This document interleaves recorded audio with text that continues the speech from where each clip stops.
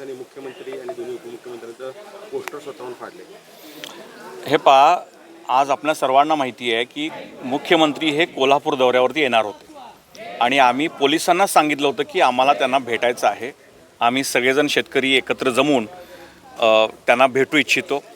मुख्यमंत्र्यांनी शक्तिपीठ महामार्गाचा त्याच्या विरोधातल्या आंदोलनाचा एवढा धसका घेतलेला आहे की त्यांनी त्यांचा कोल्हापूर दौरा, जी विधानसभेची गणितं काही करायला येणार होते इथं, ते सगळं दौराच रद्द केलेला आहे। आणि सर्वप्रथम म्हणून त्यांचा निषेध करावा असं वाटतो।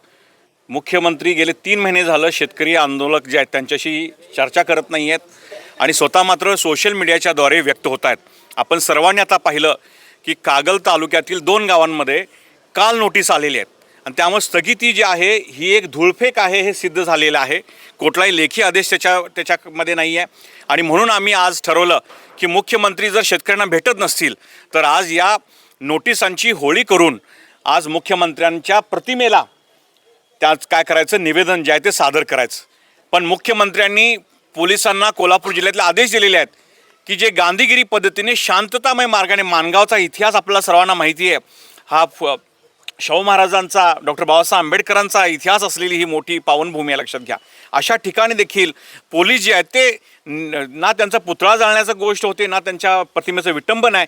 फक्त त्यांचं, आम्हाला सगळ्यांना आदराचे व्यक्ती आहेत मुख्यमंत्री जे आमच्या राज्याचे, आणि त्यांना निवेदन त्यांच्या प्रतिमेला सादर करणं, कारण प्रतिमा लावायची नाही काय मग कुठे, असा काही आदेश, एक फतवा काढलेला आहे का मुख्यमंत्र्यांनी? आणि मुख्यमंत्र्यांनी असंही या पोलिसांना सांगितलं आहे की माझी प्रतिमा जी आहे ती ह्यांना आंदोलकांना देऊ नका आणि तुम्हीच फाडून टाका। अशा तऱ्हेनं तुमच्या समोर सगळ्या गोष्टी घडलेल्या पाहिल्यात। या प्रशासनाचा निषेध करावा असं वाटतो, मुख्यमंत्र्यांचा निषेध करावा असं वाटतो।